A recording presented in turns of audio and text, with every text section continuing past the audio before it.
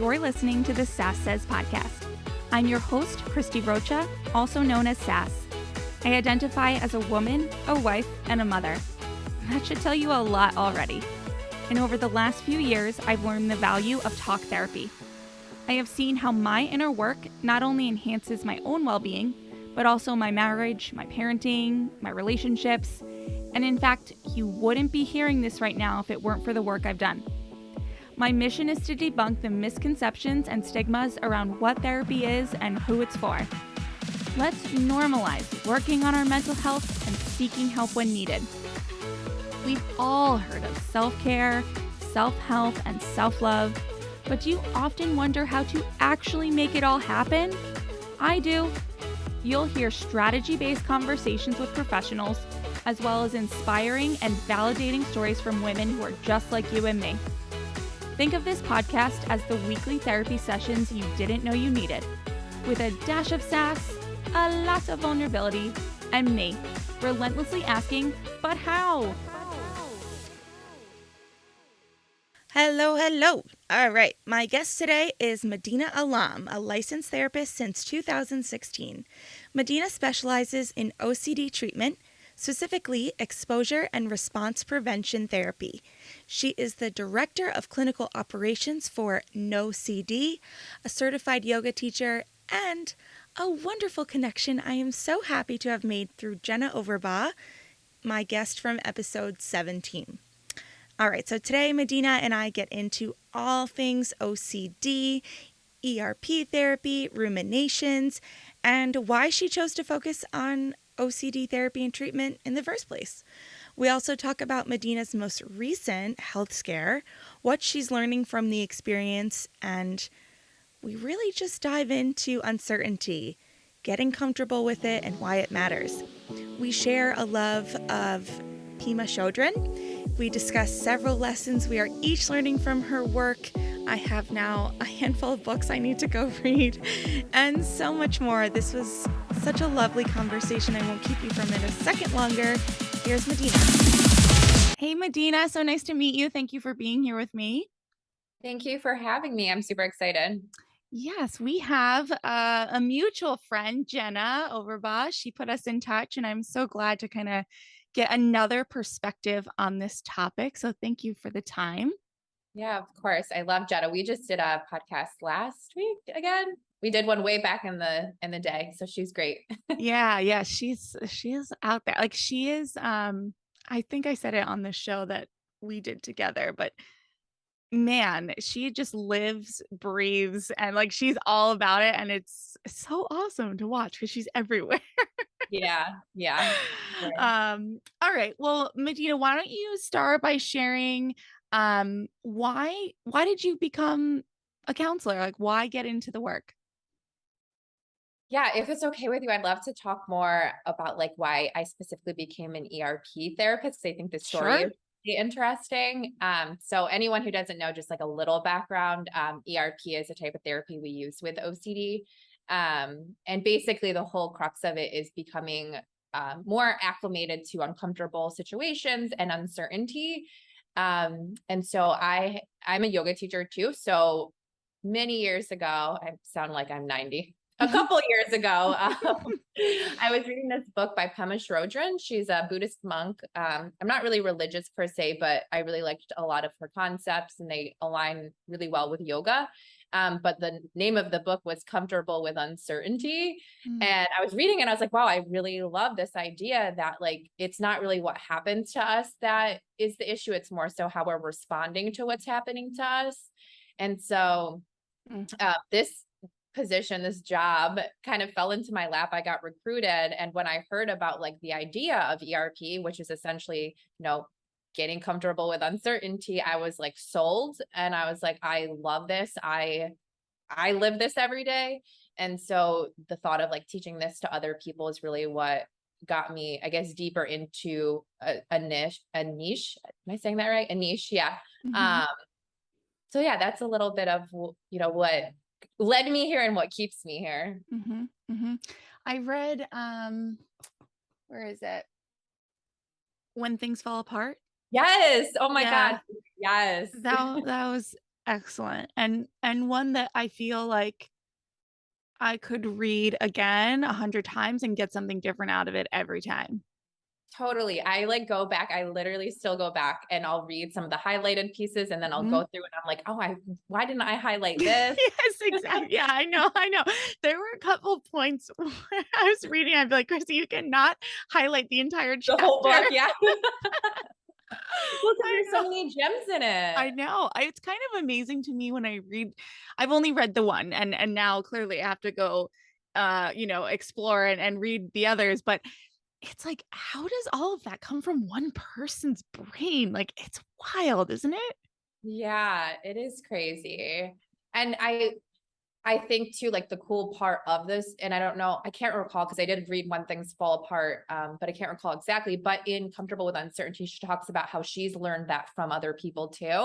And so I Mm. think that's part of what really like stuck with me too, is I have this opportunity to teach other people what she's teaching me. Mhm, mhm, mhm, and that's ultimately what she wants, right? Like, it's like, Yeah. what is that, like the pay it forward kinda thing.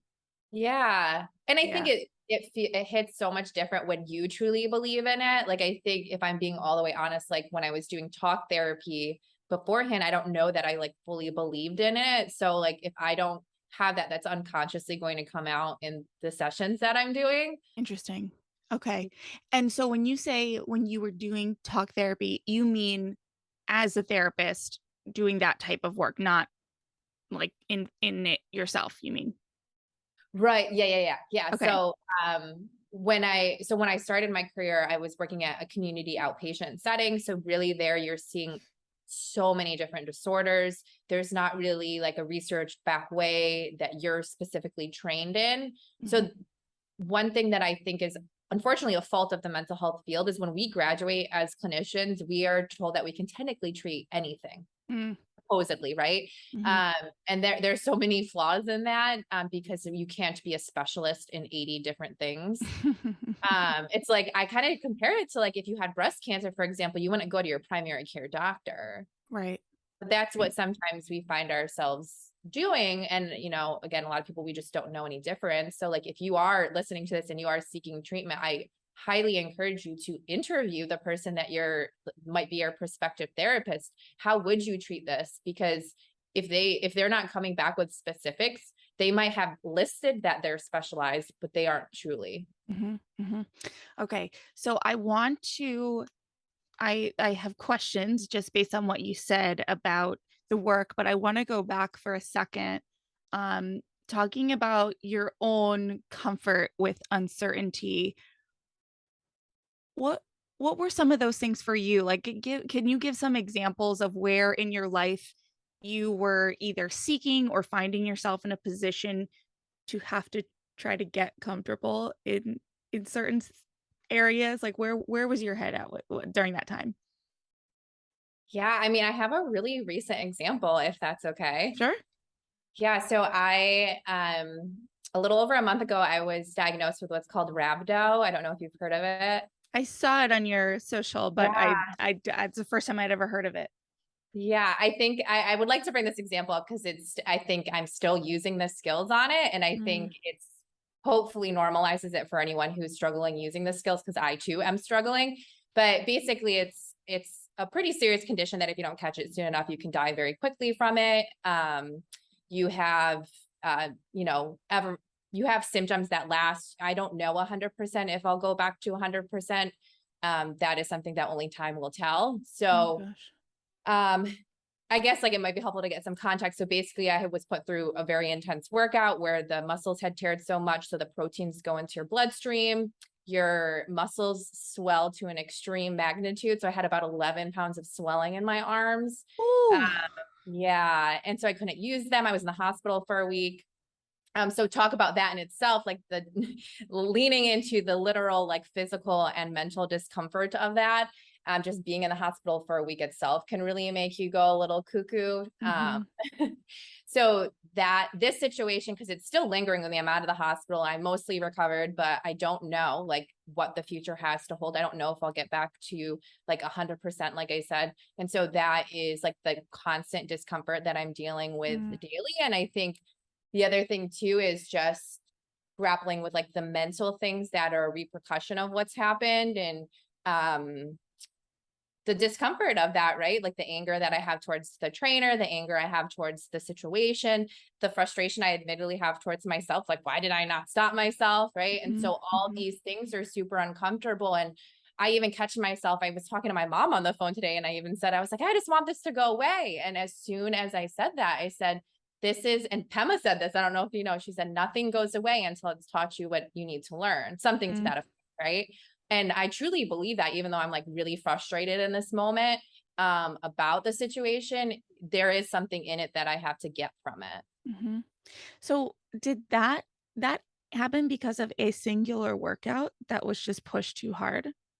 Yeah. So, and this is like maybe not exactly the topic of the webinar, It's okay. of this podcast, but for literally anyone listening, if you look at a lot of the research, so exertional rhabdo, because you can get rhabdo a couple ways, but rhabdo from working out is the number one exercise that causes it is actually eccentric movements, specifically eccentric pull-ups, Okay. which is exactly what I was doing. So Oh my anyone gosh. listening, just be careful around pull-ups. Oh my goodness. Wow. Okay. So in just like feeling obviously so uncomfortable physically, mentally, emotionally, like what are some of the ways that you are getting yourself through that? Yeah, I really have been using the word "and" a lot, which sounds weird, and I'll explain, but I think when we are suffering, we are kind of stuck on one end or the other, like, oh, I need to just be grateful that I didn't die, or that I'm not permanently disabled, or I don't have kidney damage. Yes, I'm so grateful, all that. And I really hate that this happened to me. Because it's not one or the other. Because, and I think that was part of the frustration, because a lot of people are like, just be grateful. And I'm like, I am 200% grateful, but I'm also allowed to feel really angry and upset at the situation, because that's the truth. That's my truth, that I'm upset. And I think what happens a lot of times in situations is we're not allowing ourselves to feel what we're feeling, because it's seen as an uncomfortable or maybe a taboo emotion, like anger, for example, right? And it's like, no, like if you look at the situation, it makes a lot of sense. And so as soon as I think we allow ourselves to feel something, it tends to, I wouldn't say go away, but it feels less intense, right? So even if like I'm explaining this story and you're telling me, Medina, you shouldn't feel angry, I'm probably going to want to feel angry that much more than if you're like, no, it makes sense why you feel angry. It makes sense why you feel angry. Thank you. But like, and doing that for yourself, right? Because I think that was the thing too, I've been realizing as of late, is because I'm like, oh, I feel like people aren't understanding how much I've gone through and how much I'm still going through. It's not like I broke my ankle, right? Really, it's a near-death experience in a way. And so I need to validate it for myself, because what I'm not feeling is I'm projecting it onto other people, right? And so using the word "and" instead of "or" would be a big skill I've been using. That's interesting. And I think it's worth saying again that, and correct me if I misunderstood you, but in like recognizing that in the need for kind of validation from others is what's prompting you to say, no, no, no, I actually need it for myself. Yeah, exactly. Like I think because I'm downplaying how much it's impacting me, I'm assuming that other people aren't. And the other thing too is now if I'm really being honest with myself, looking back at it, I don't really talk about it a ton. And when I do talk about it, I downplay it when I talk about it, so the other person assumingly doesn't understand how much it's upsetting me, because I'm not really telling them. Right. Because that's uncomfortable, right? And and I'm sitting here like airing all my dirty laundry, but it's uncomfortable. I asked. Yes, Yeah. that's true. Yeah. But yeah, like it feels uncomfortable to admit to someone, like, yeah, like actually I'm not okay. Yeah. And that's something that we try to stay away from, but that's what perpetuates that feeling of not being okay, versus if I said like, hey, like I'm not okay, or like admitted to myself like, hey, I'm not okay, like what do I need today to help myself feel more managed? Which is probably a funny place to be in, because I imagine you are the person that facilitates that for your clients a lot, of saying it's okay to not be okay. And now you have to turn the tables and kind of practice what you preach, right? Oh, totally. And I think that's part of the frustration is I'm sitting here and in sessions literally every day saying the things that I need to like be saying to myself. Yeah. Have you had a therapist in the past? I have, yeah. Yeah. What is Uh, the experience like, now being one, and were you a therapist then? Like, I don't know, I'm always curious about that. yeah. Um, I was a therapist at the time I was getting therapy. I thought it was difficult because I know how difficult it is to be a therapist. So Mm. I felt bad. I'm like, I don't want to tell him all my problems. Uh, but I know that's what he's there for. But it was nice. I think as therapists, and I can only speak from my own experience, because I'm talking about emotion all day, the last thing I want to do at the end of the day is handle my own emotion or talk about my own emotion. Mhm, But obviously that is necessary. mhm, mhm. All right. So now let's go back the other way. You Okay. mentioned the talk therapy, exposure and response prevention. Talk a little bit about ERP and how it differs from what someone might typically think of as therapy or talk therapy. Yeah, so talk therapy is more cognitive, meaning we're looking at changing the way someone thinks, Okay. and ERP we're much more behavioral. So a lot of my sessions will actually consist of me walking someone physically through something, typically something that they're scared of. Like And the reason, doing the action. yes. Oh, wow. Okay. Yeah, so like say someone's telling me they're scared to drive, for example. I might literally say, put me on your phone, put me in your pocket, let's go into the car and let's start driving. Mm. And the cool thing about this and the reason it works is if you look at the structures of the brain, the place where fear and anxiety lives does not understand language. And so when someone tries to talk themselves out of being scared, AKA talk therapy, it doesn't actually work. It feels better in the moment, right? Yeah. Did you Wow. know that? Or I don't know I why have you're laughing. never heard it said that way. And I laughed only because, in my sessions, in my experience, there are times where I will be talking about something that makes me anxious. And, my therapist will say, well, like, so what now? And I would share what I would start to tell myself. And it always sounds like I'm just trying to convince myself rather than, Yeah. and that reminded me of that. It's like, well, if it doesn't, if that part of the brain doesn't understand, then that's exactly what I'm doing. I'm just trying to convince a person who's who's never gonna get it. Yeah. Well, that's exactly it. And I think that's kind of, I mean, I didn't know this until I Mhm, started studying ERP, but I think that's really important because we can sit here for 60 minutes and talk about why we think you're scared of that or how we think you're going to go and actually do that thing. Or we can just stop and we can actually do it because really what people are telling me is they don't know what's going to happen. And really the only way to know what's going to happen is to actually go do that thing and see. mhm, And the cool thing about it, and it relates a lot to what Pema says all the time, is just that we can handle hard things. We can't predict the future and we can't avoid discomfort. mhm, Because again, that's all anxiety is doing is saying, like, let's do this, this, and this so we don't feel uncomfortable or feel anxiety. And it's like, well, you're sitting here with me for a reason, right? All that is a lie. All these things that anxiety told you to do is a lie. So let's do the opposite. mhm. And so with ERP, we're doing more behavioral things than, I guess, cognitive or talking things. Okay. All right. And for, kind of the basis of this conversation, I think it's worth hearing from you what, like, a working definition of OCD.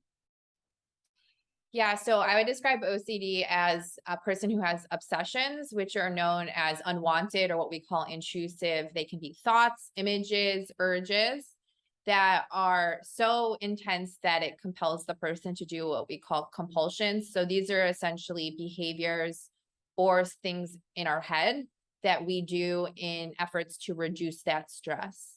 So I guess I can give the most classic example is I might have this intrusive thought, what if I get, my family member sick, right? And maybe that causes me so much distress and I feel like I have to prevent that. So what I do is I wash my hands. And every time I wash my hands, my anxiety goes down a little because I feel like I'm preventing that thing from happening. And then that becomes cyclical because every time we do the behavior, since that's what fear is paying attention to, the fear gets stronger. And so then I keep doing the behavior, the fear gets stronger. I do it more. Maybe I'm washing my hands 5, 6 times. Now the fear is even stronger. So now I have to wash my hands 10 times. And so that is what makes it clinical, as it starts to interfere with a person's life. Okay. And so why specifically does ERP work with OCD? And could you apply what you would do to someone like in that exact example? Yeah. So the reason it works is because the behavior is what's perpetuating the fear. So again, that area in the brain that fear Okay. lives, it's only understanding the behavior. So I could sit here and say, oh, like logically, like I know I would never be able to figure out if I was the one who got my mom sick, or I would never be able to prevent sickness from spreading. I can sit here and logically say that. But again, OCD doesn't hear that. All OCD hears, quote unquote, is that you're washing your hands 15 times. So that behavior said, yes, you can prevent something from happening. And so when we stop doing the behavior, the fear starts to go down because that behavior isn't feeding the fear like it used to. Yes. Okay. That makes sense. However, for that person, right, like to not wash their hands is fear inducing. No, like how does that work? Like how, I don't know. Okay. How do you marry the two, you know? Yeah, I get it. It sounds so counterintuitive because I know as therapists, that's what we're taught in school. It's like give your clients something to make them feel better. And really ERP therapists, we're doing the opposite. We're exchanging that short-term relief with short-term discomfort. So I actually let my clients know that you might not like me sometimes because I'm encouraging you to do some things that are really challenging in the moment, but it's with that long-term relief. So I always am very clear that therapy will look like short-term discomfort, but because I want to give you that long-term relief. Because in the moment, washing your hands does make you feel better. And that's why people do behaviors like that. And I, 200% understand and validate that as well. Yeah, it's like it might hurt before it gets better. Right. Exactly. Yeah. Yeah. It's like Okay. anything though, like, Yeah. you know, Good. substance use, food, poor decisions. Yeah. In the moment, they feel better. Okay. And is OCD something that a person is born with, or how does that develop, or what? I don't know. I don't even know enough on how to ask the question properly. So please take it away. Sounded like a perfect question. Okay. Like I just It's don't want to be like I'm ignorant and that's why we're here, but I don't want to be offensively ignorant. You know what I'm saying? Oh, no, you're not being. So usually OCD is a combination of nature and nurture, right? So there is a genetic component, meaning if you have a first degree relative with OCD, the likelihood that you develop it is definitely higher than someone who doesn't. And then I think that works in conjunction, right? If you're seeing your parent act in a way that the world is a scary place, you start to adopt those ways of being as well. Okay. It's a little bit of both. And it develops fairly young, and it's very misunderstood. So don't feel bad about, not really knowing. Because it is, people think, and the example I gave is very typical of what people think OCD is. You're like washing your hands, or you're just super organized, and it's so much more than that. And that's part of why our organization even exists, is to get the word out. Okay. So go into the more than that, if you would. Like what are we misunderstanding? What are we not getting societally, culturally, all of it? Yeah. So there's 4 subtypes of OCD. One is contamination, and one is what we call symmetry or just right, which is kind of the organization people think of. But there's 2 other categories. There's unacceptable thoughts. So these are thoughts that might be a little bit more taboo in nature, like what if I'm a pedophile, or what if I'm not the sexual orientation I think that I am. And those are really, obviously those are taboo topics to a certain degree. And so those can be hard to come forth and tell a therapist, especially knowing that, we've had situations where people are sent to like the urgent care unit because they said they're scared they're going to kill themselves, not that they Mm. want to kill themselves. So that's the other category is harm OCD. So it's usually an individual who's scared that they could kill themselves or they could kill someone else or harm themselves or someone else, Mm. which is very distinct from actual ideation. Okay. And where someone might differ, so you have just, again, the examples, hand washing versus, you know, being afraid that they actually might harm themselves or someone else. Where does that difference, how does that difference happen? You know what I'm saying? Why might someone develop OCD where it manifests as hand washing, and someone might develop OCD where it manifests as wanting to hurt themselves or being scared that they're going to hurt themselves or someone else? That's a really good question. Typically anxiety and OCD likes to attack what's most important to the individual. And I always like to point this out to members, and we call them members that are at no OCD or clients, because it's really just a values assessment. Because if you, and you can use this with people who don't have OCD, like you can think for yourself, even like the things that you worry about are also coincidentally the things that you value the most, Hmm. right? And Mhm. so it attacks the things that are really important to us. Interesting. That makes sense. Okay. Yeah. Now let's say someone is struggling with OCD, they're in treatment, and they have to go out into the world, right? They have to go to work, they have to go to restaurants, they have to go to the doctor's office. What would be helpful for the people interacting with them to know? Like if they're for whatever reason need to say, hey, this is what I'm going through, or not, or someone just sees them washing their hands 20 times, like what are, like, are there do's and don'ts around this?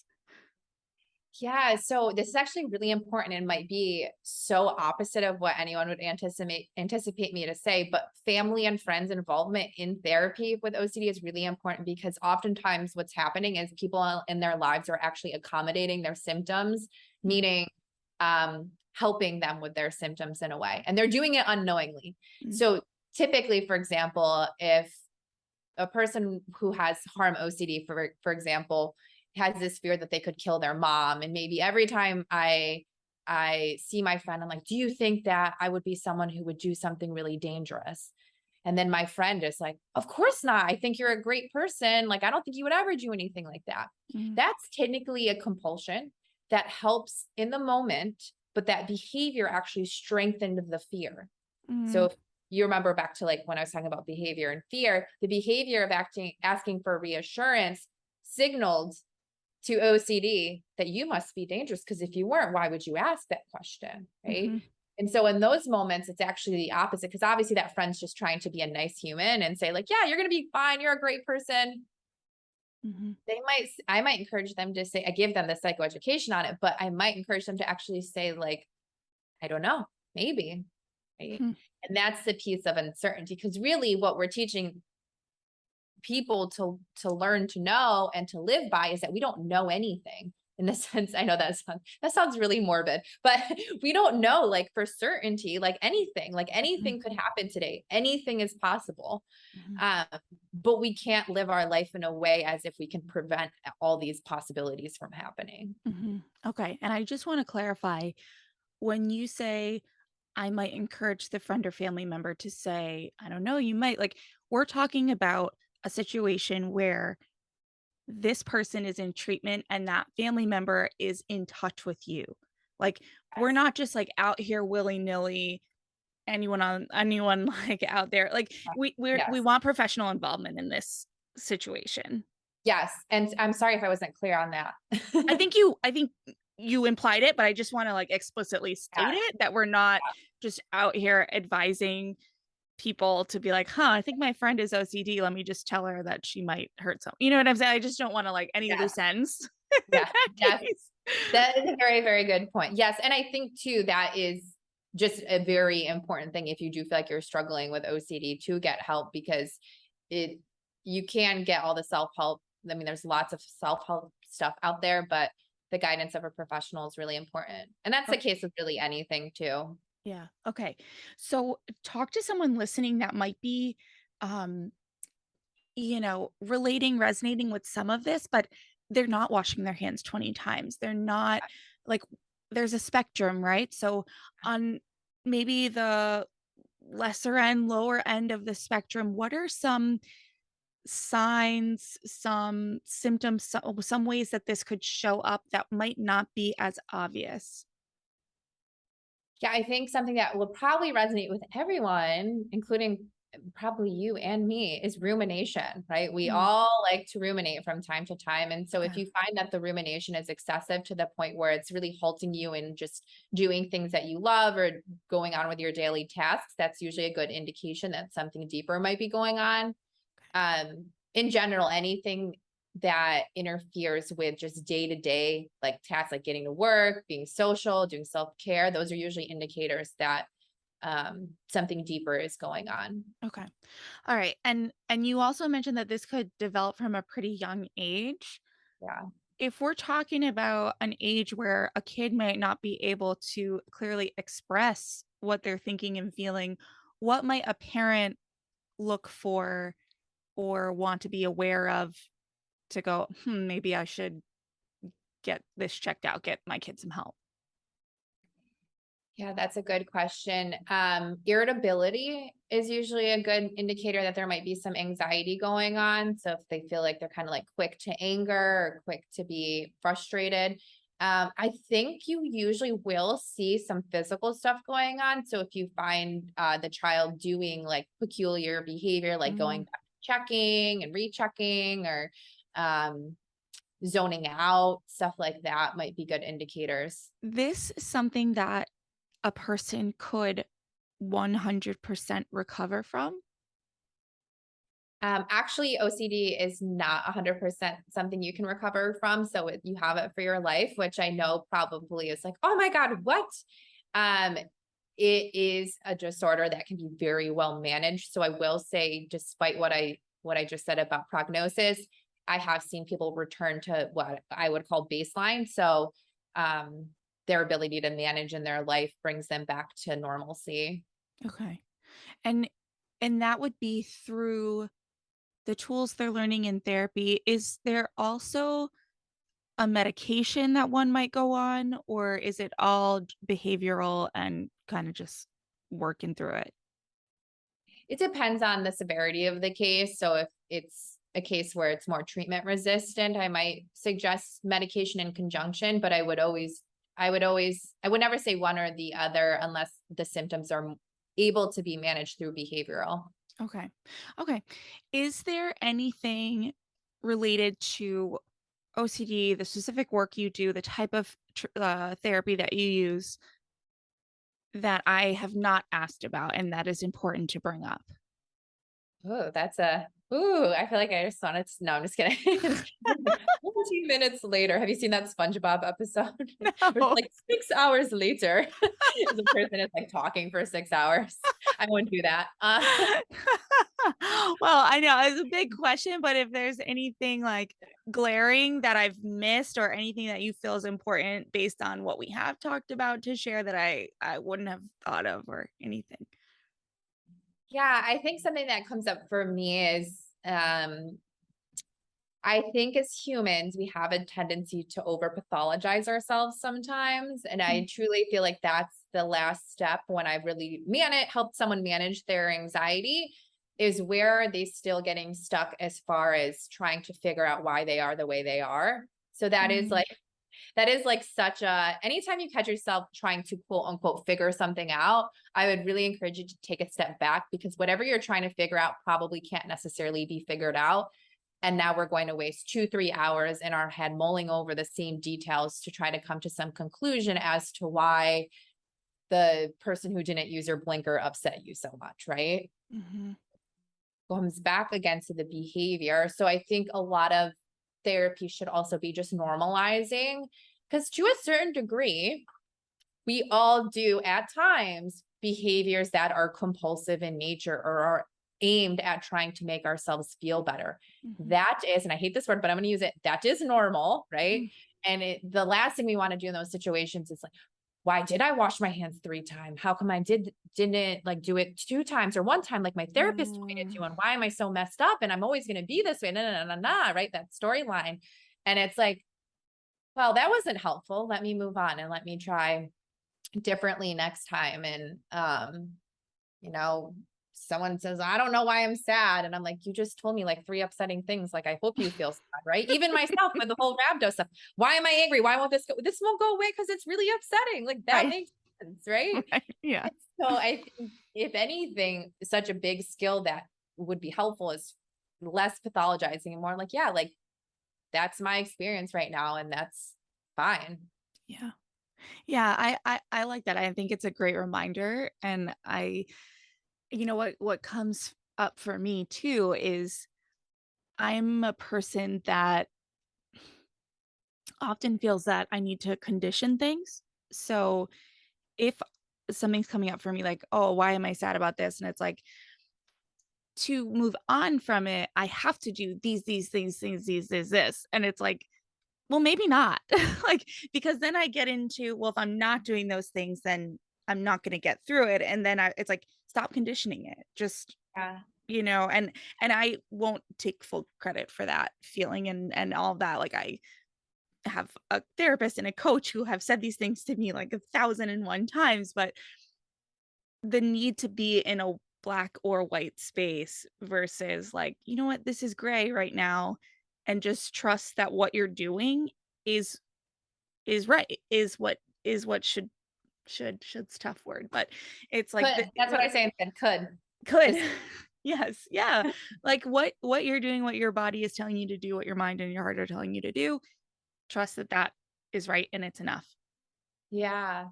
That's a Yeah. hard one though, right? It is, but I love Yeah. that you bring up trust because I think that's such a hard thing for in general for us to feel as humans, but especially if you have anxiety, right? It's Mm. that constant doubt of like, is that like the quote unquote right or wrong thing to do? And it's like, well, it's just what I'm doing, right? And that's really all there is to that story. Mhm, mhm. Yes. And this is why I take a big sigh. It's like, yes.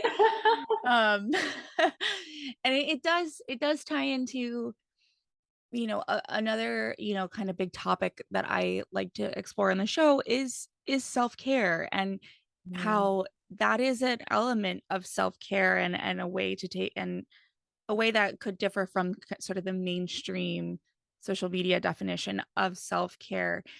How do you take care of yourself? What are some of your self-care practices? conveniently, it's always been working out. So it's been a challenge lately because I can't really work out, you know, to the same Mhm. way. But I think movement just in general, right? So it can be things like walking, getting outside. I'm like so corny with this, but I've been really on this like female hormone journey and Mm, like food and, different things that different foods can give you. I love meditating and cooking. mhm. So I think just making those things a daily practice is really important. What are the ways that you sort of ensure it happens, right? Because I hear from a lot of women in particular that, oh, I don't have time, or, oh, I don't know how to get it done. Yeah. How do you make sure that it is a part of your daily life? Yeah. I love this question because hopefully this is like news to people, but it really dawned on me because I feel like I'm pretty good with following through and I never knew why. And then I heard someone say something like, you cannot feel motivated and then do action. You have to do action and then you feel motivated. So Interesting. a lot of times we're waiting to feel motivated or to feel like the right time or to feel like I feel like working out or I feel like eating healthy and then we act, but we have it backwards. And it's very similar to what I was talking about earlier. Like we have to do behavior in order to truly believe something, right? And so if I logically know self-care is important, but my behavior doesn't line up with that, Yes. doesn't make a lot of sense. So I think less about if I feel in the mood to do something and I don't want to make it sound as simple as it is, but in a way it kind of is I just go do it. Mhm, mhm. It reminds me of, how Mel Robbins always says, Yes. like, "No one's coming." Like, Yes. you're not gonna want to. You just Right. gotta do it. And, she does the whole 5, 4, 3, 2, 1 thing, but, she's like, no one's going to come with bells and a cheering squad and get you hype. It's like, it's just you. Get Yes. up. I love that you listen to her too. Did you listen to the high five habit one too? I've heard snippets of it. I've heard her do a ton of interviews about it. Yeah. Yeah, it's interesting. They're really, like you said, quite simple, but not, like Yeah. it's just, yeah, Yeah. it's funny. Um, all right. And one other topic, if you have thoughts on it, I've opened up on my platforms a conversation around mental health and content creation. And I know you have an Instagram account, you make reels, you're doing this.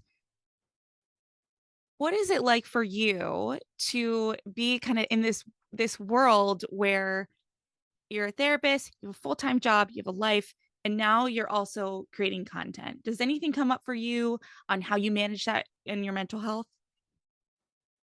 Yeah, I think it's been tricky, especially the last couple of months, not to like harp on the rhabdo situation, but it's been a very cool learning opportunity for me. And so I think as therapists, and again, I can speak for myself, but I'm sure other therapists feel this way, is kind of the line of like what you share and what you don't share, and how much you want to normalize and be relatable, but also not overshare. Mm, And so I think that's something that I struggle with sometimes. Now I'm stumbling over my words. But I just want to find like that fine balance of like, yeah, even as therapists, that we are not perfect and we are not people that always know how to apply the skills.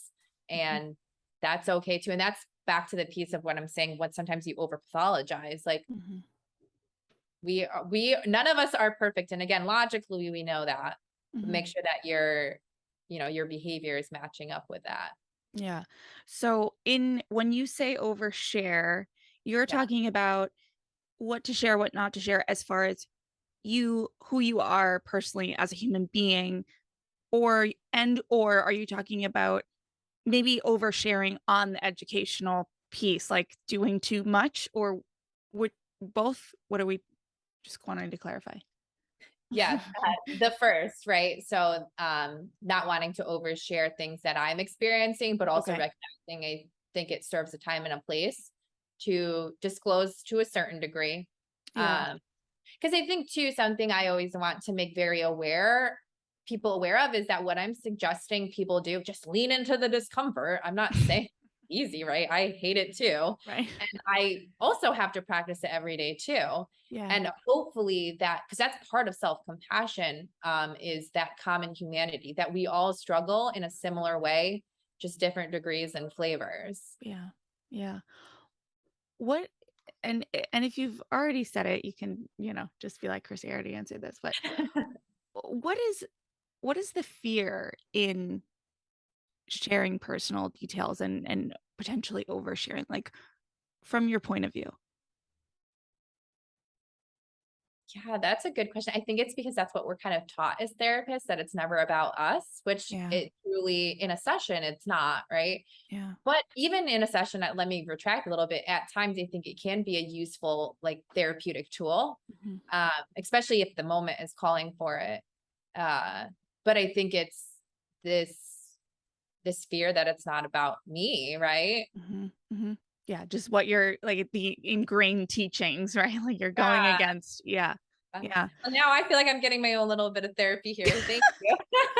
Oh my God, that's amazing. Because She's like, I'll send you my invoice later.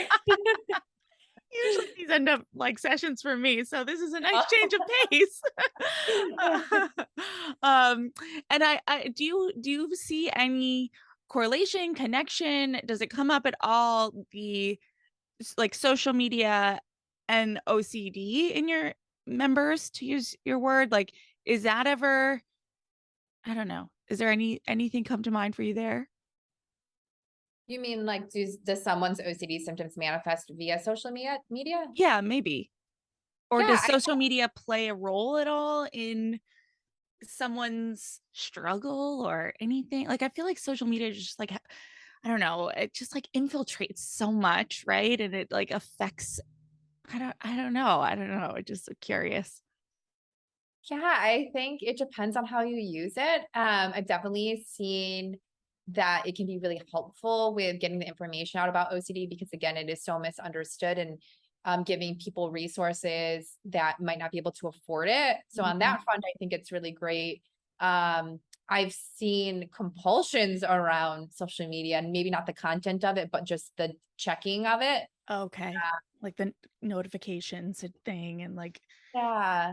But now that I'm talking about it, it is a little bit more like socially driven because this person I'm particularly thinking about was almost like this fear of like missing out. I don't know what's going on.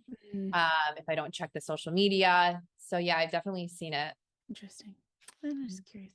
Yeah. Yeah, because I think that there's really great things happening, right, on social media right now, particularly around mental health. Like mental health is getting a lot more attention, I think, just even since the pandemic and Yeah. all of this. And it's great, but there's always the but. It's like it's great, but we have to be mindful. We have to have boundaries. We have to, and I think now that so many of us are just working from home, we don't have someone over our shoulder. We don't this like there, Yeah. I talk to a lot of moms where you're not necessarily involved in what your kids are doing, but you can't leave the room. So what do? You pick up your phone and it's just it's hard. It's hard to balance. It's hard to manage. And I think I don't know, the mindfulness piece of it is so important. And I can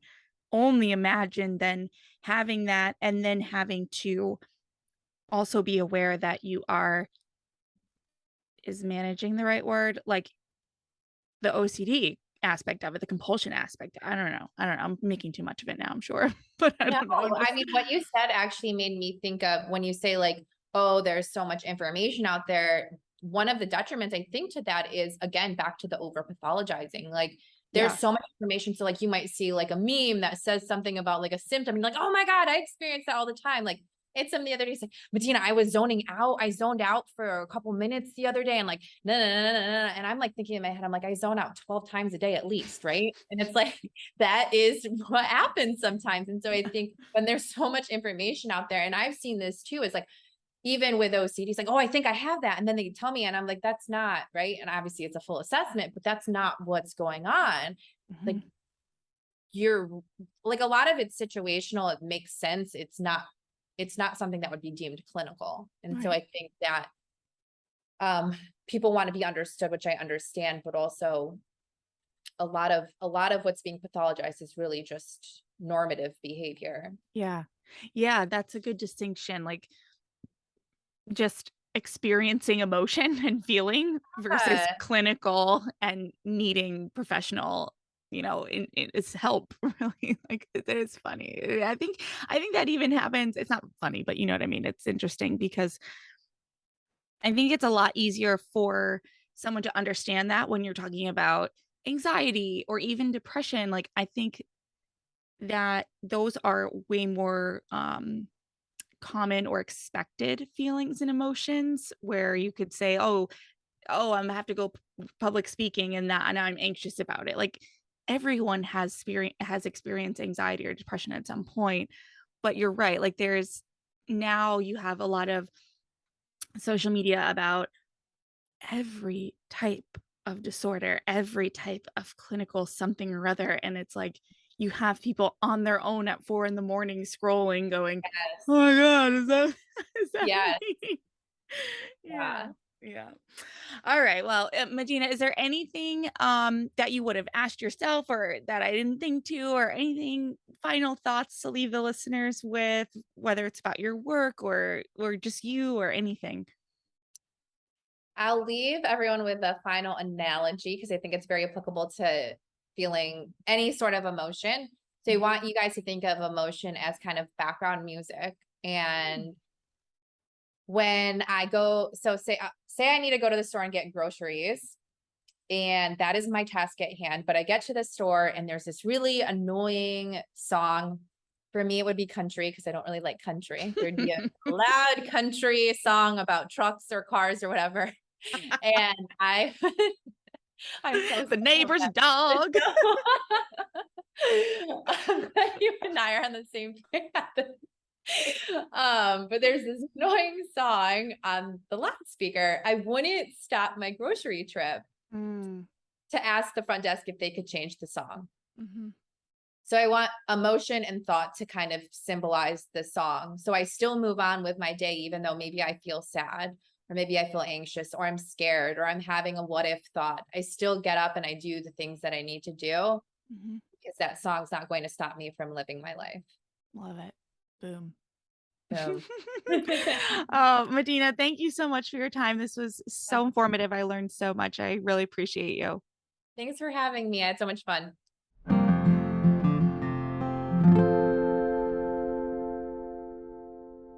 Oh my goodness. Anytime I can chat and learn more about Pema Chodron, I am in. If you are reading any self-development books or, in therapy, she is a name that's going to come up time and time again. Read some of her books. I'm telling you, they're worth it. And so many of the other authors that I read constantly refer back to her. Definitely worth your time. Anyway, the line that has stuck with me since editing this conversation is when Madina quotes Pema saying, "Nothing goes away until it's taught you what you need to know." And while what I'm about to say isn't entirely related to my conversation with Madina, it proves how things happen when you need them to. So if you caught my solo show last week, I think I may have even mentioned this in the episode, that all of this is so relevant to me and my body image. I can't help make an episode about OCD about my body image. But all of the stuckness that I'm feeling on this body journey, the point is that it's still here for a reason. It's still here because I haven't learned all that I need to know yet. Yeah. I'm just really grateful for that reminder. And beyond that, I love this conversation as a reminder that we're all constantly evolving, growing, healing. Whatever it is you struggle with, OCD, anxiety, imposter syndrome, motherhood, depression, a near-death experience, the work we do on ourselves builds so that each time something happens, something comes up, we have past experience to pull from. Just yesterday, my therapist said to me, "Okay, continue to sit in it," meaning continue to feel all of the discomfort, feel all of the things. Keep putting one foot in front of another and move forward. That is what Madina is doing for herself every day throughout the recovery of her near-death experience, her medical scare. I can't even imagine. It's also what she's doing every day for her No CD members, and I'm just so happy to have met her. So thank you, Madina. Thank you for listening. Keep moving forward. We got this. I'll see you next time. Bye. Thank you so much for tuning in today. Sass Says is a production of Luann Nigara Inc. This podcast is meant to be educational and not meant to replace professional therapy or professional medical attention. To learn more about today's show and what's new in my world, head over to sasssays.com. Thanks so much. Talk later.